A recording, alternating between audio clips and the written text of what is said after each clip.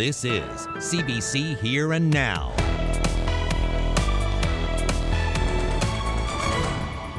Collaborative care controversy. The doctors that are being recruited to those collaborative care clinics, a number of them actually have practices in the community that they're essentially being forced to leave behind. We have focused on bringing in, as it were, new blood. Coming up on Here and Now. Right, in a story for the eastern half of the island tonight, setting the stage for a nicer day tomorrow. Be prudent, right? Cutting back your debts and save a little bit more. Another big spike in inflation, up 6.7% last month, the highest rate in 31 years. Tonight, an economist at Memorial tells us why we should start saving and making some tough financial choices. Good evening and welcome to Here and Now. I'm Peter Cowan. And I'm Carolyn Stokes. We begin tonight with the latest news from public health. That's right. Since Monday, 10 more people have died in this province because of COVID-19. That's the most deaths the province has seen in a single update. 31 people are now in hospital. 7 of them are in critical care. Of those 10 deaths, 6 were over the age of 80, 2 people were in their 70s, and 2 people were in their 60s. That makes 152 COVID-related deaths since the pandemic began. And a sign of the struggles with COVID, a personal care home in St. Anthony is in need of support tonight. 40 residents at Shirley's Haven Care Home have tested positive for COVID-19, and the facility is down 12 staff because of illness. Now they're looking for volunteers to help cook and serve meals. Staff say they have proper PPE and residents are isolating in their rooms. Phones are down at Shirley's Haven due to the ice storm, but in a Facebook post, they're saying anyone who can help should message them on Facebook. Well, the health minister is defending collaborative team clinics, calling them the future of primary care. But the province's medical association and family doctors disagree. They say those clinics make the ongoing doctor shortage even worse, leaving more patients without a family doctor. Here Now's Mark Quinn reports. There's a disconnect between what family doctors are saying about this province's new collaborative team clinics and what the Minister of Health is saying about them. This St. John's family physician says there's a serious problem with how collaborative team clinics are being set up in this province. The doctors that are being recruited to those collaborative care clinics, a number of them actually have practices in the community that they're essentially being forced to leave behind in order to enter into the collaborative care clinics. The Medical Association and Dr. Sinnott say physicians are being forced to leave their practices and the patients attached to them because they're told they can't take those patients with them to collaborative clinics. It's being perceived as a gain to have family physicians working in these clinics, but there truly is no net gain. In fact, they're leaving behind in sometimes an even larger number of patients than they may be helping by entering into the collaborative care practice. Health Minister John Haggie says the clinics are focused on recruiting family doctors that he described as new blood. The focus for Eastern Health was to recruit specifically either retired physicians or those not doing full service family medicine. We have 7 doctors who are joining those CTCs who are new to full service family medicine. We have 1 physician who was retiring and has managed to get her patient load taken on by an unrelated family physician. And we have a final physician, the 9th, who was going to close their practice and is now going to take those patients with him or her to the new CTC. That doesn't square with what family doctors say is happening because of collaborative clinics. Most of us are already overwhelmed with our own patient populations, but we're trying to do our best to help support the people who are now left without a family doctor. So it's creating even more of a strain on an already overwhelmed system. The disconnect is aggravating long-standing tension between doctors and the health minister, with the Medical Association saying the health minister has repeatedly made inaccurate statements. Haggie is urging everyone to work together. And throwing rocks at each other is not going to get anybody anywhere. Primary care physicians are a key part of collaborative team clinics, and they're a key part of good health for this province. Today, the Medical Association announced that 3 more communities will soon lose their last family doctors. And tomorrow, Health Minister John Haggie is scheduled to speak in Gander about healthcare funding that was announced in the last provincial budget. Mark Quinn, CBC News, St. John's.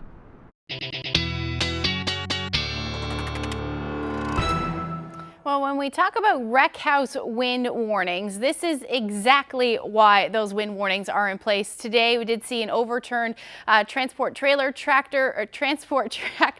earlier this afternoon, and the reason for that was these strong gusts. 139 kilometers per hour was what topped out in the wreck house area, and we saw those windy conditions, not nearly that high, but we did see windy conditions all along the coast, and they're working their way a little bit further east. As we speak, we'll see those winds gusting upwards of about 70 or even 80 kilometers per hour for parts of the southern areas of the island as well as the eastern areas for the next couple of hours. By the time we get to 10, 11 o'clock tonight, we should actually see those winds ease. And then even tomorrow, we'll see a nice break in the afternoon. Some of those winds will pick up for some areas, but it does look like it will be fairly nice with some sunshine in the forecast. I'll break that all down for you coming up. Thanks, Ashley. Well, police are now confirming that a double killing in Harris Point earlier this month was a murder-suicide. A man in his 30s shot his partner, a woman in her 20s, and then shot himself. It happened in a small community in Gander Bay around midnight on April 3rd. They were both taken to hospital with serious wounds and both died. The RCMP has not released the name of the killer. Well, in other news, Canada's inflation rate has hit a 30-year high, jumping to 6.7% in March. Prices are up across the board. Grocery costs have jumped nearly 9% compared to a year ago, with grain-based products like pasta and cereal the most expensive. Statistics Canada says much of that has been caused by the ongoing supply chain problems as well as the war in Ukraine. The war is also blamed for a nearly 40% jump in the price of gasoline from a year ago. An economist at Memorial University is advising people to start saving. Be prudent, right? Cutting back your debts, right? When you have all this, this is tax season, you have refund from the government, or you got additional support from provincial or federal government in terms of income, support, or the pension support just mentioned earlier, and save a little bit more. The province is pushing to make multicultural events a part of this year's Come Home festivities. Government unveiled a program today that will see funding provided to any community or service group that showcases other cultures as part of its Come Home plans. Up to $500 is available to help pay for each event, whether it's food, music, or literature. It is not required that you be born in Newfoundland and Labrador or be a long-time resident in Newfoundland and Labrador or have deep roots in Newfoundland and Labrador that go back centuries to be home in Newfoundland and Labrador. All of us who live here are at home here. This is all of our shared home.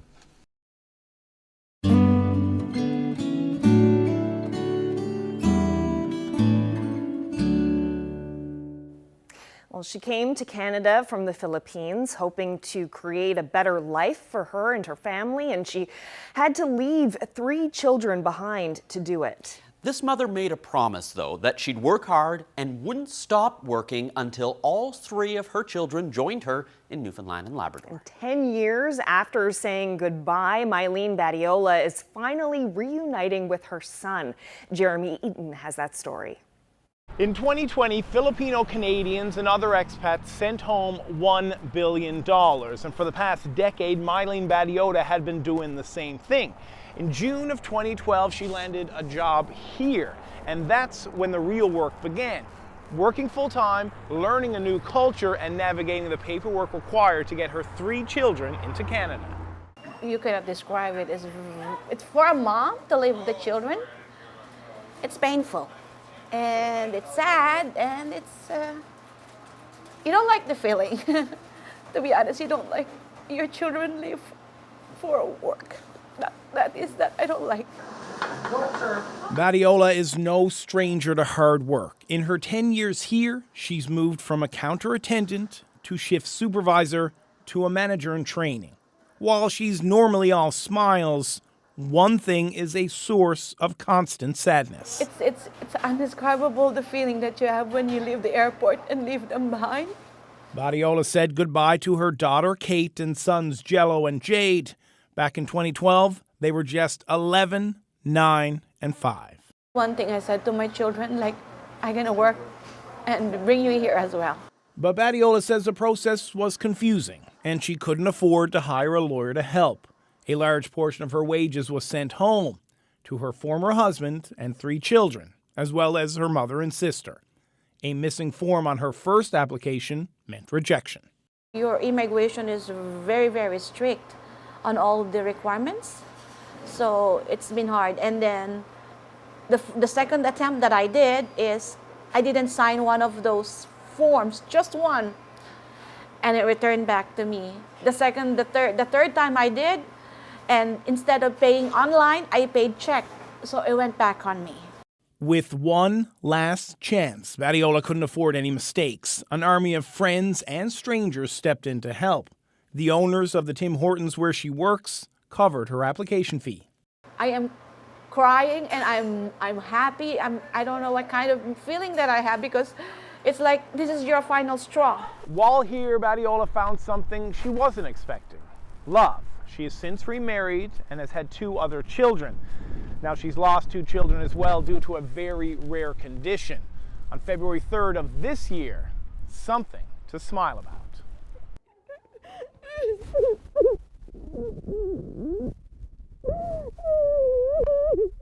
Landing in the height of winter after an incredibly long journey, mother and son reunited. I feel like I'm gonna faint. Like my heart. I'm picturing my mind seeing him when he was really like 5-year-old.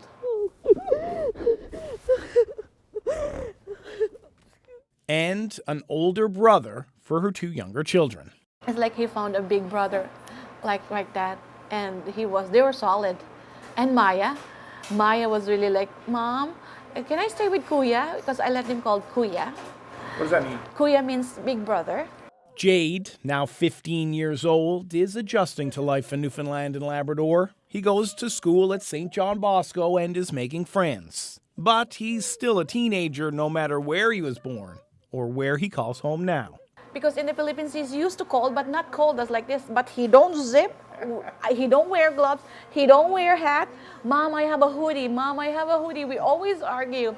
I told him, I said to him, you're gonna get sick. You're gonna get sick. You're not a Canadian.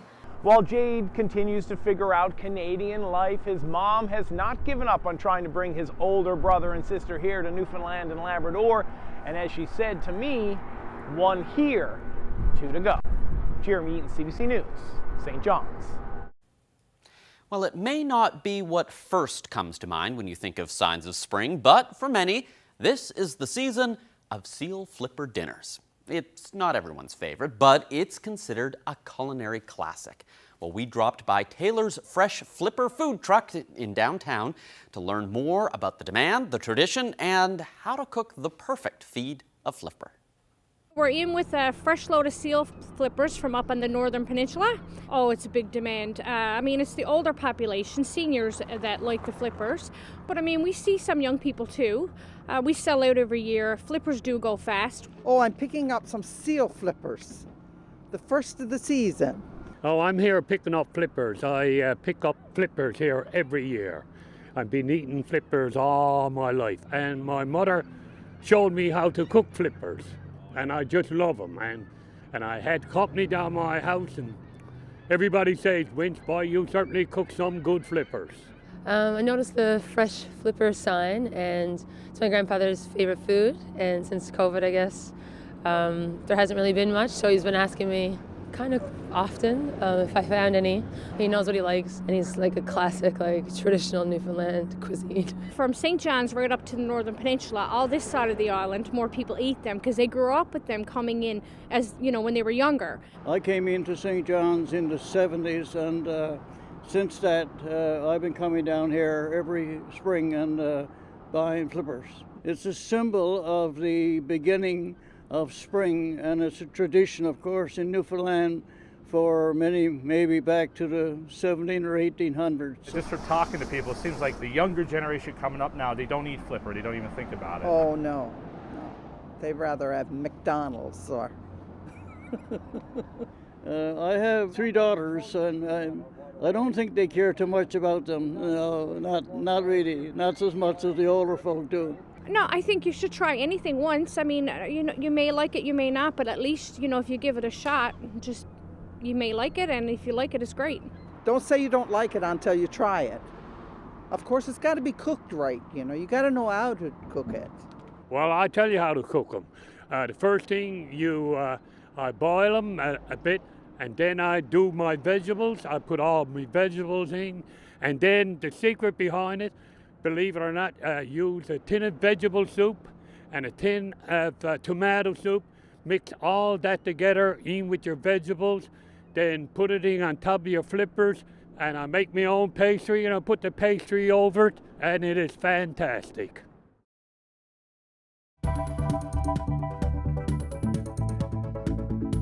Another sign of spring in Newfoundland is RDF, and as you can see, we're gonna see most of that as we head through the night tonight. Nice day tomorrow, though. I'll have the full forecast coming up.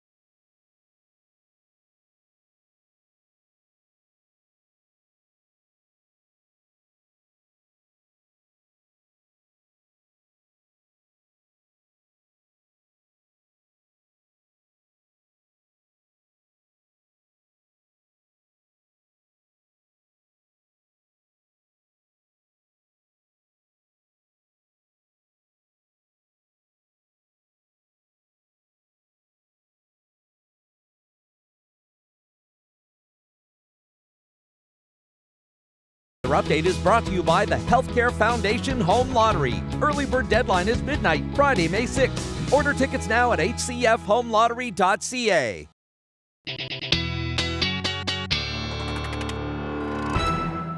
That was pretty amazing video, Ashley, that you showed us earlier in the show of the transport truck that tipped over because of the wreck house winds. Certainly not the first time we've seen something like that before. Is it still that windy in that area? No, we're seeing conditions actually improve pretty drastically for parts of the Southwest. Let's take a look at what's going on right now. You can see that cloud cover there working its way east, and it's pretty dramatic actually, because it was cloudy in 1 minute and then the next minute you're seeing some sunshine. So actually a pretty beautiful evening for southwestern portions of the province. That cloud cover will continue to work its way further east as we head through the night tonight, maybe even in time for sunset. But right now this is a live look out at the Port-au-Port Peninsula. Lots of sunshine, or at least lots of blue sky out there right now. And we will continue, like I said, to see that work its way further east. Now temperatures right now actually not too bad out there, into the single digits, just about anywhere from 4 to 7 degrees. The hot spot right now is in Gander, even tied with Happy Valley Goose Bay. Temperature for Lab City right now sitting around -1, but overall those temperatures otherwise are above zero everywhere else across the Big Land. So here's those showers working their way. Now we are seeing those showers a little bit further back with the lack of that radar, though. That will be back up this summer. However, that rain activity is over eastern Newfoundland right now. It will work its way across the island as we head through the next couple of hours. And the model's picking up fairly nicely as well, along with those windy conditions. So we're looking at those wind gusting right now between 60 to as much as 80 kilometers per hour. That rain moving over in the next couple of hours. By the time we get to say 9-10 o'clock tonight, those winds should have died down, but the shower activity should taper off after midnight, leading to a fairly nice night tonight, except the potential for some flurries in that onshore flow again for the west coast. Same thing for coastal areas of Labrador. All the warnings for you have now ended. Now, temperatures tonight are going to dip down to the minus single digits right along the coast, hence that potential for some flurries tonight. And then your winds will shift as well from southwesterlies to northwesterlies, stay about 30 to 50 kilometers per hour. Temperatures should stay above zero for the eastern half of the island, with those winds out of the southwest between 20 to 40 kilometers per hour. A chilly night for Lab City tonight, down to -10, and the temperatures for the rest of the Big Land should sit in the mid-minus single digits under just partly cloudy skies. Now, as we head through tomorrow, actually pretty nice day. Some flurries activity still possible, though, for the west coast as well as the northern peninsula. Winds, not quite an issue. They will pick up, though, as we head through the afternoon hours. Get after, 12, 1 o'clock in the afternoon, those winds will start gusting between 50 to as much as about 40 to 50 kilometers per hour rather, and generally out of the west or northwest. Now, not a whole lot happening up across the Big Land. You are looking at maybe a few flurries in the mix, but overall it does look like a fairly nice day with a mix of sun and cloud. Now, some snow will move in though late day and then head towards central and northern Labrador as we get into the early morning hours on Friday. Temperatures tomorrow look pretty nice, anywhere from 4 to 7 degrees. Again, those winds out of the northwest, so it will feel a bit colder than this, but the sunshine will certainly be lovely. You may see a few lingering showers in the morning, and then eventually that should clear out. Mix of sun and cloud through central and the southern areas of the island looking absolutely beautiful. 6 degrees for Harbour Breton as we head towards the west coast. This is where things get a bit more unsettled. Going to keep that chance of showers in there for you, and maybe even some flurry activity in the first half of the day in the higher elevations, particularly around Gross Moor. But overall temperatures should be sitting between 3 and 4 degrees, a little warmer towards Burgeo. Northern Peninsula, you're looking at, again, a few flurries possible. And then for southeastern Labrador, Mary's Harbour, sunshine, 2 degrees, winds a bit brisk for you, about 20 to 50 kilometers per hour. And then the rest of the Big Land looking at a lovely afternoon. 5 degrees in Happy Valley Goose Bay, but again, that snow will move in for you for the west. You're looking at a little bit of accumulation, less than 5 centimeters through the overnight. But unfortunately, some unsettled conditions will continue across the Big Land, and I'll get into those details when I come back.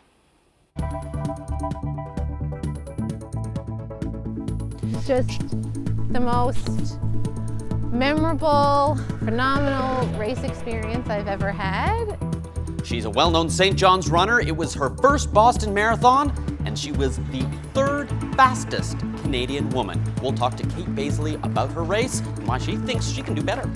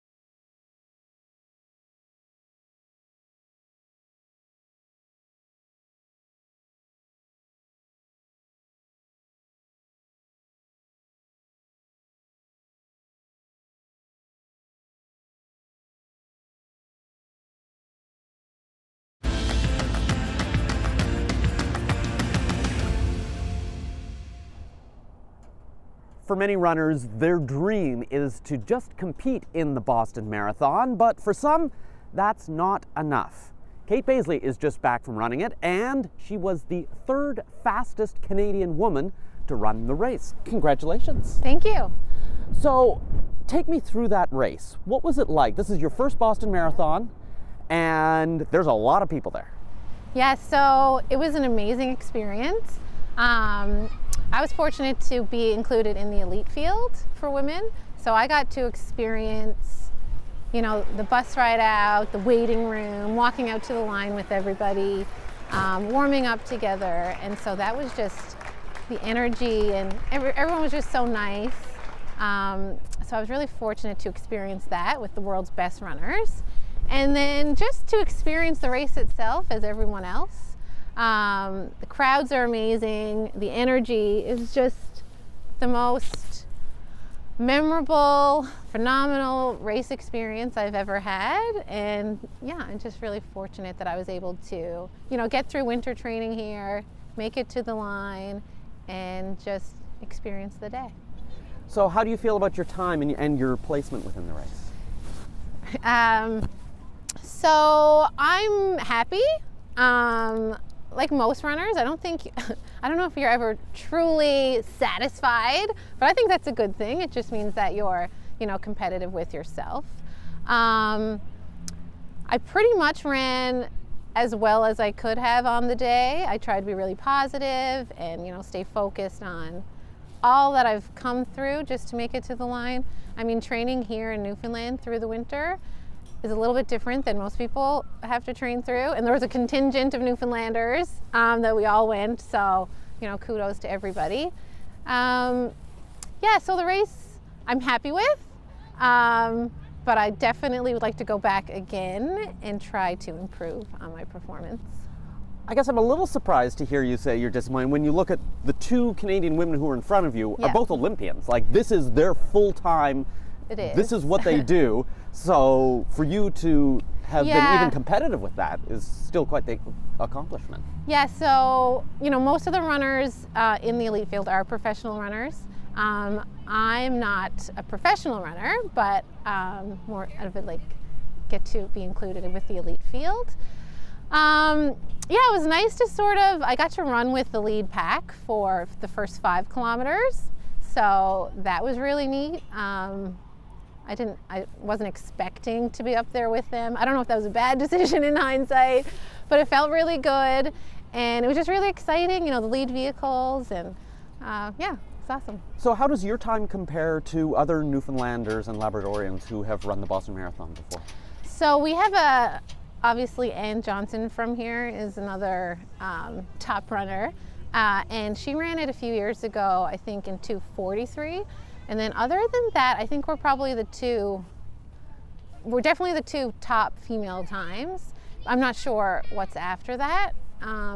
I was told by Art Meany that the top ever time, he wasn't sure of the exact time, was in the mid-2:30s, and that would have been back in 1990, mid-90s, he said. So I thought that would be a fun goal. So that was mid-2:30s, and what was your time this time? 2:38. Okay. 2:38:26.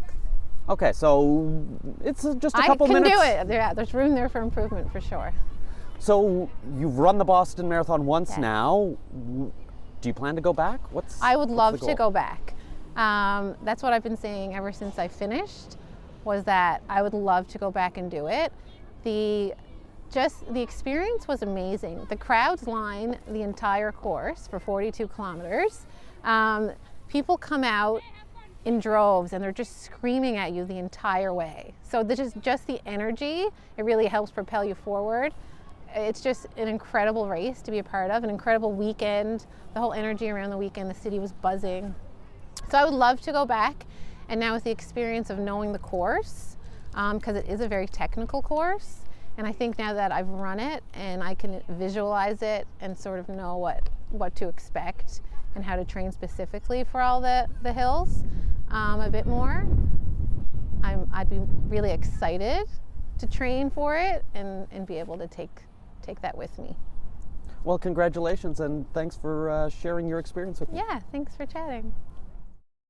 Yes, very impressive. Congratulations once again. Well, from one passion to another, a woman from Labrador West is on a mission to find stray cats a home. Mission Kitty is all about bringing the potential pets to Labrador, and so far she's raised more than $200,000. In 2016, I lost my beloved kitty, Jingles. We had Jingles and Belle for my children 4 years prior to that. When Jingles passed away, his sibling, Belle, was grieving, and we wanted to find a new kitten for her. Finding a kitten in Labrador West was extremely difficult. I wasn't aware of that at the time, but just couldn't find one to add to our family. So I had to reach out on Facebook. I searched for different groups and flea markets and whatnot to find a kitten to add to our home. In my search, I came across a lot of different rescues, mainly on the West Coast. I'm not sure why the West Coast came up so much. Maybe it's a bigger problem. But I came across a lot of groups there and found myself a little boy, Rusty, to add to our family. After talking to several different rescue groups out there, I came to realize how big a problem it was in Newfoundland, not so much in Labrador West, but in Newfoundland. The struggle that the rescues have with the population of feral cats, abandoned cats, stray cats. So I came home and in honor of my boy Jingles thought that I had to do something. So that's where Mission Kitty began. We had to help all those kittens that were less fortunate than my Jingles, Belle, Rusty, and the 4 others that I've added since. It started as a small Facebook group as a way to help fundraise for rescues in Newfoundland and Labrador. We were able to not help 1, 2, 3 rescues, but 15, 20, 25, 30 different rescue groups, something I'm very, very proud of. The thing that drives me to do this, the thing that keeps me motivated, the reason why I set my goals so incredibly high is because I'm the crazy cat lady. I want to save them all. I wish I could help them all. Having my own babies and seeing them, what they've went through and the kind of life they got now, and all the rescues that I've brought to town, which is over 300 in total that I've brought to Labrador West, those stories keep me going. I cannot stop. No matter what, I cannot stop. So going forward, I just want all of Newfoundland and Labrador to learn about who I am, learn about what I do. We need Mission Kitty to grow. We've been able to donate to 30 plus rescues in Newfoundland and Labrador last year. The more money we raise, the more money we can distribute, the more kitties we can help. There's a lot of sad stories, there's a lot of heartache, but there's also a lot of joy. So I'll keep on keeping on. And there's no stopping. We can't stop.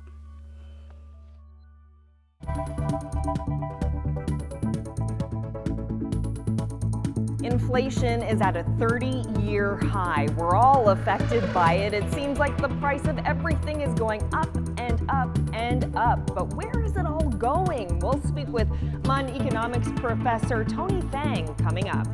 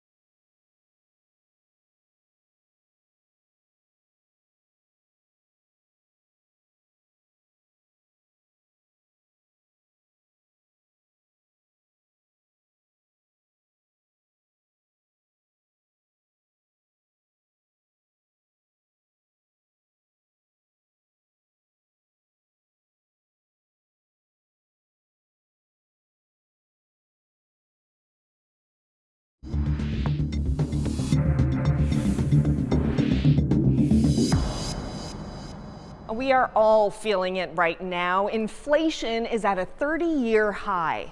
The inflation rate rose to 6.7% in March. Grocery store prices are up nearly 9%. Statistics Canada says price pressures are widespread, coming from the housing market, supply chain issues, the war in Ukraine, which has also led to the nearly 40% jump in the price of gasoline. So going to the grocery store, filling up your gas tank, looking at buying a house, it seems everywhere you turn, things are getting more and more expensive. And joining me now to talk more about the economic landscape and where all of this is heading is MUN economics professor Tony Fang. So it seems like we're living in really uncertain times right now, historic times, really. How did we get here? Yeah, certainly we are in an unprecedented time. As we know, there are a number of factors that are driving the high inflation. Number one is because COVID. Of course, the very accommodating monetary and fiscal policies, right, including low interest rate and also all kind of COVID benefits, right? We just have so, much cash around to chase very limited goods and services. That drives the price higher, and also because the COVID again, the supply chain constraints, right? Limited flow of goods services around the world. And the third, of course, is the regional conflicts. The war in Ukraine certainly make the situation even worse. And now the Bank of Canada is trying to curb inflation by increasing interest rates, not really sure how high it's going to go. Do you think that's the answer to the inflation problem right now? Unfortunately, Bank of Canada is in very, hot season right now because essentially is facing the trade-off between, the high inflation and also the risk of a recession, right? If the interest rate is risen too high, then, it runs a risk of high cost of production and investment and so on, then it becomes an issue for low employment and potential recession. And actually, this time, Bank of Canada actually increased the interest rate by 50 basis points, which is the highest in 20 years' time. So it's really unprecedented solution as well. The issue here is that interest rate monetary policy usually would work out for a longer period of time. Actually, in short term, consumers actually pay high cost. For example, your mortgage interest payments and your credit card payments will actually be on the rise in the short term. Is there anything the average person can do to protect themselves during these uncertain times, or is it just a matter of bracing for what may come?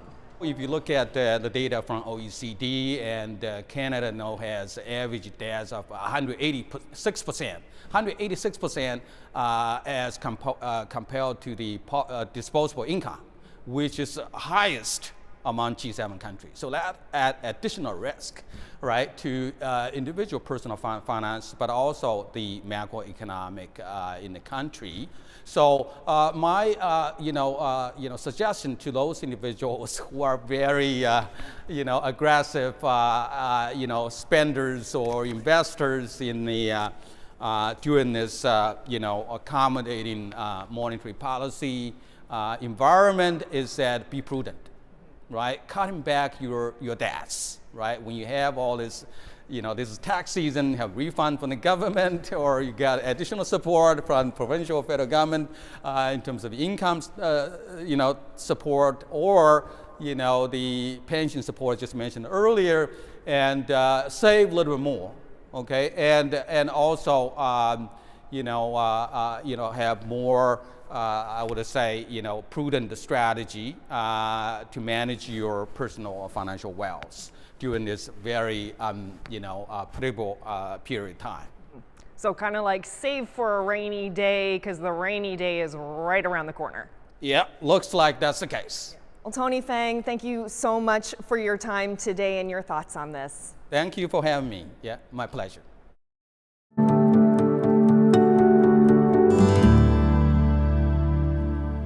Drug manufacturer Moderna says a new version of its vaccine shows promising signs of offering better protection against COVID-19 variants.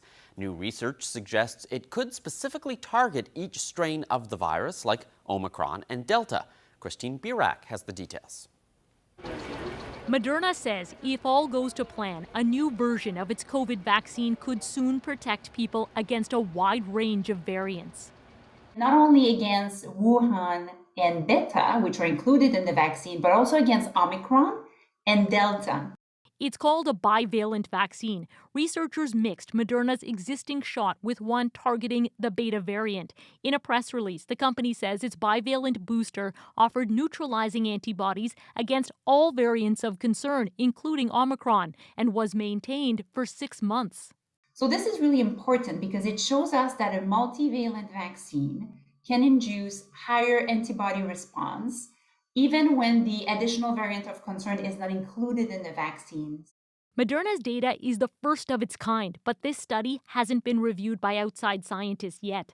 Researchers note the bivalent booster was only given to 300 people, and unlike a clinical trial, the work was all done in a lab. What it doesn't tell us is real-world efficacy. Although the data look very, very promising that it's inducing strong antibody responses. We need to sort of fill up our quiver with more kind of strategies against these variants. Protection from current vaccines is still holding up against hospitalizations and severe disease, but infections are now widespread. We knew we couldn't go on with the original strains forever. Doctors say new tools are welcome, but staying ahead of new variants is tricky. It's almost like buying a new computer. Every time you go to buy one, there's a new model which makes the one you just bought obsolete. Moderna is already studying another bivalent booster that mixes the original virus with Omicron. The company says it's hoping to offer an Omicron-based booster as early as this fall. But doctors say, don't wait for it. If you're offered another shot, take it. Christine Birak, CBC News, Toronto.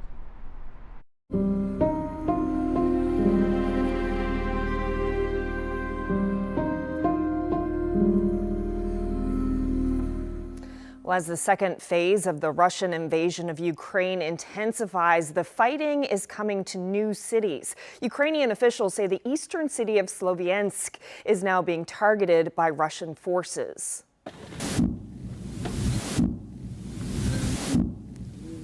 Ukrainian defenders are digging in. This area stretches along the Donbass region. The thumping is the sound of Ukrainian troops returning mortar fire. Russian state television is airing video it claims shows a steel mill in Mariupol where Ukrainian forces and civilians are holding out.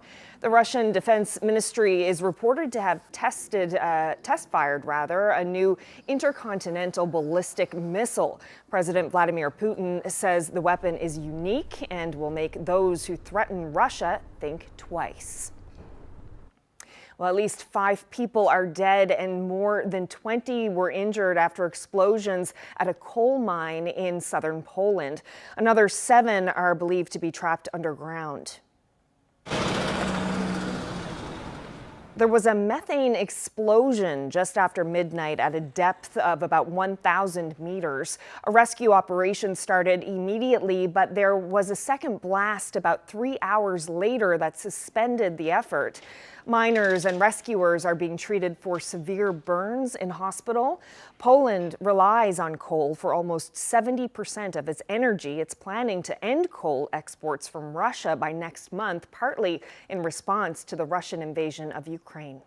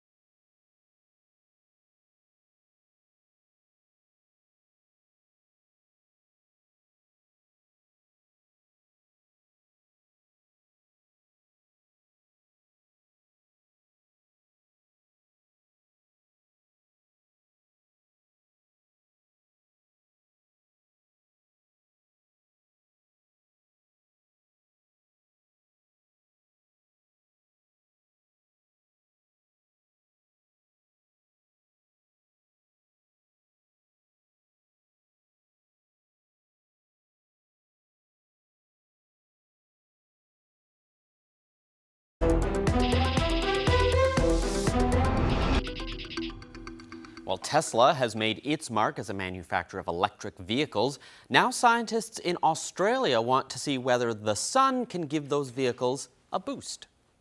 The idea is to use 18 plastic solar panels, which can be made for less than $8 a meter, to charge a Tesla. The panels won't be small. They're 18 meters long. You can see them rolling them out there.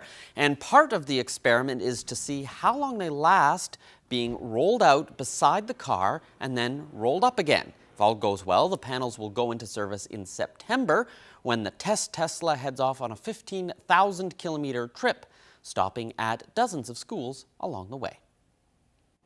Well, spring has lots of people thinking about gardening and growing, and a business in southwestern Ontario is growing its workforce in a new way by having arborists work hand in hand with people battling addiction. The CBC's Katerina Georgieva explains. So our tree service is called Helping Hands Tree Service.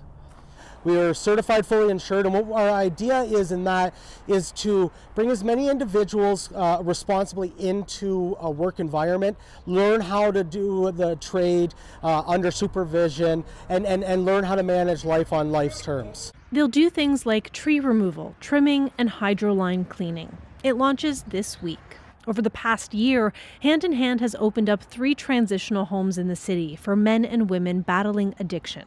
A safe place to heal. Devin Orton arrived here this past January after drugs knocked him off his feet. It's changed my life 100%. I have my family back in my life now. I have opportunity, I have structure, I have routine. He hopes to join the tree service team soon. It's the next step to my recovery.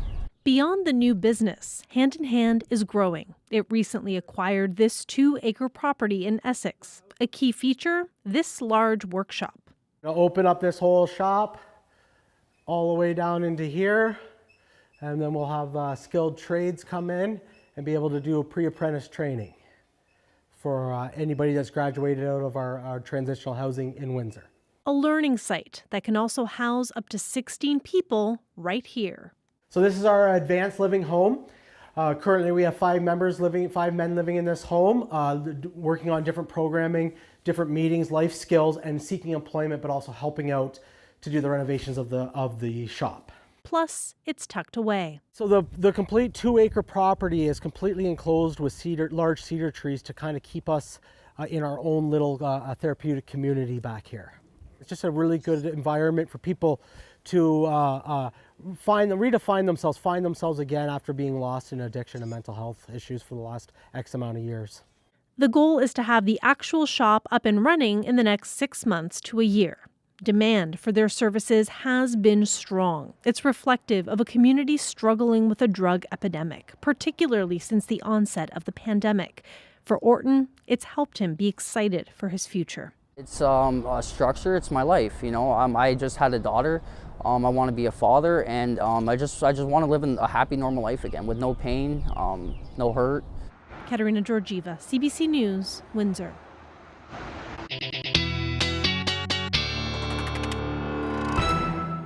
Okay, so it's time for the long-range forecast, and that means it's time to look ahead to the weekend. How is it looking so far? Yeah, we're already there. Hey, start later in the week, obviously.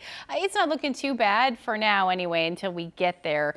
We will see some increasing cloud. But let's take a look at the future tracker just to show you what's going on. So we are going to see some snow move across Labrador as we get into Friday morning. So another round of that. Couple of centimeters certainly possible. Most of Friday actually looks like it should stay dry until we get into the evening hours across the island, or at least the west coast of the island. That's when we'll see that potential for a few flurries in the higher elevations and then showers, the story closer to the surface. Now, as we head into the afternoon hours, the temperatures are actually going to warm up quite nicely. We should be sitting between 5 to 8 degrees, a little cooler for the southwest. You'll hover around 3 degrees for Port aux Basques, and again, either showers or flurries depending on the elevation. And their temperatures hovering around the 3-degree mark. There's certainly still a chance that you could see some flurries. Across Labrador, temperatures are going to be above 0 as well, so going to keep that chance of some showers in the mix for you as well. As you head towards northern and coastal areas of Labrador, this should fall as snow through the day on Friday. Now that system is going to continue to track across the province as we head into Saturday morning. This area of low pressure, unfortunately, is going to stick with us for a few days. It'll head south as we head through the weekend, but that does mean that things are going to stay unsettled for a good chunk of next week. Now through the day on Saturday, we'll see those showers move through, and then again some snow possible for Labrador with some showers in the mix as we get into the afternoon hours. But temperatures will be a little bit cooler. They'll be sitting between 1 to 4 degrees for you across the Big Land, much cooler for Lab West, where you'll sit around -6, and then temperatures across the island not really moving too much, anywhere from 3 to 9 degrees through the day on Saturday. Now long range forecast, like I said, looking pretty unsettled, unfortunately, as that area of low pressure sits to the south. So by the time we get into Sunday, we're looking at a temperature around 4 degrees. And then for Monday, bumping up a little bit, but overall temperatures should stay in the single digits and overnight lows should stay above 0, even though there's the potential for a few flurries in the mix on Sunday. Now for central Newfoundland, you're looking at your temperatures hovering around 7 degrees right across until Sunday. By Monday, we'll head to the double digits. And again, looking at the potential for some showers, maybe a bit more peaks of sun in the mix for western Newfoundland, but overall you should hit the double digits as well. And then for eastern Labrador, flurries the story for Saturday and Sunday, but temperatures are warming up by the time we get into Monday. Sunshine and 6 degrees. And then for western Labrador, some flurries into Sunday, and then Monday, you may see a few showers in the mix as well, with your temperature hovering around 4 degrees. Take a look at this shot. Nice one of the ice in the harbor in Twillingate. Thank you so much for that photo. And if you have any weather photos that you would like to share with us, send them to nfphotos@cbc.ca. Wow. Beautiful to look at. Probably not so great if you're one of the fishermen trying to get out through that ice to do a bit of fishing. But I'm sure the polar bears like it. Of course. Yeah. Floating along. It's a free ride for them. Just hop on that ice, come into town, hopefully leave again. Hopefully, yeah, that's right. Well, that's it for us, everyone. Thank you so much for joining us tonight. I hope to see you tomorrow. Have a good night. Good night.